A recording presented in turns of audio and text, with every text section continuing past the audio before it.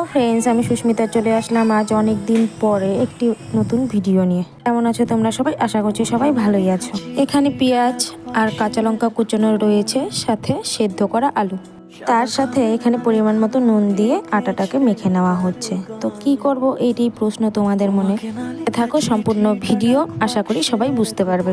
ভালো করে আটাটাকে মেখে নিয়ে লেচির আকারে কেটে নিলাম। অনেকগুলোই হয়েছে প্রায়। আর অন্যদিকে যে সেদ্ধ করা আলুগুলো ছিল সেটি খোসা ছাড়িয়ে মেখে নেওয়া হচ্ছে নুন, পরিমাণ মতন হলুদ দিয়ে। আর অন্যদিকে একটি কড়া গ্যাসে বসিয়ে দেওয়া হয়েছে গরম হবার জন্য। কড়াটা গরম হয়ে গেলে পরিমাণ মতো তেল দিয়ে দিতে হবে।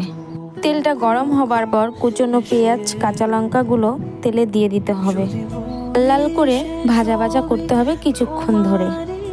ভাজা ভাজা হয়ে যাওয়ার পর আমাদের যে আলুগুলো ছিল হলুদ আর লবণ দেওয়া, সেই আলুগুলোকে এই কড়াতে দিয়ে দিতে হবে। আলুগুলোকে ভালো করে ভাজা ভাজা করে সুন্দর চোখা টাইপের বানাতে হবে। চোখাতে আরও অনেক রকম মশলা দেয়, তবে এটা নয়, এটা একটু অন্যরকম পদ্ধতি। তো আমার এখানে একটা প্রথমে ভুল হয়ে গিয়েছিল, তো কি ভুল হয়েছে তোমরা একটু কমেন্টে জানাবে।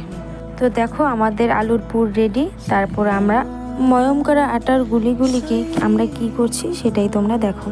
আটার গুলিগুলোকে ভালো করে দুই হাতের সাহায্যে গোল গোল করে নিয়ে তারপর মাঝখানটা একটু গর্ত করতে হবে। গর্ত করে আমরা আলুর পুরগুলি ভরে দেব।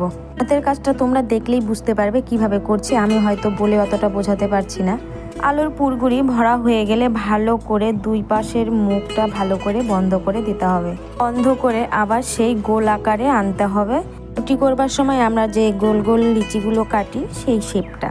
তোমাদেরকে আরও একবার আমি ভালো করে বুঝিয়ে দেওয়ার চেষ্টা করছি, তোমরা মন দিয়ে দেখো তাহলেই বুঝতে পারবে।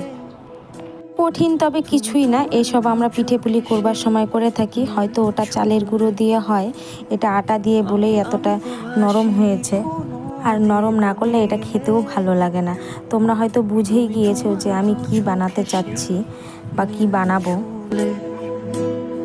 আজও আমার সারাটা নীল থাকে একা একা, সেই চিঠি না পড়া সুর আঁকা একা একা। আশা করি বুঝতে পেরেছো। এখন অনেকেই লেগে পড়েছে কাজ করবার জন্য। দেখো আমার মেয়ের অবস্থা, আমার মেয়েও লেগে পড়েছে কাজ করবার জন্য। আর থাকতে পারলো না, ও নাকি করবে। আচ্ছা যাই হোক, চেষ্টা করা তো ভালো না। সবাই মিলে একসাথে হাতে হাতে কাজ করলে কাজটা অনেকটা এগিয়েও যায় এবং সুন্দরও হয়।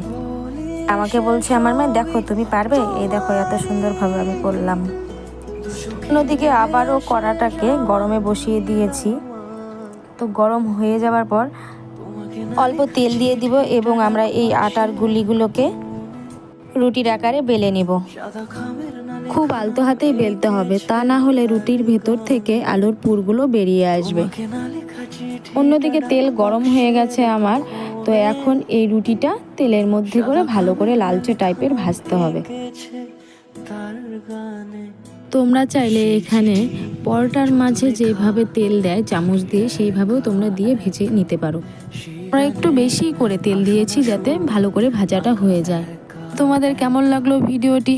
ভালো লাগলে অবশ্যই একটি লাইক কমেন্ট করে দিবে। আর আমার গরম গরম তৈরি হয়ে গেল আলুর পরোটা।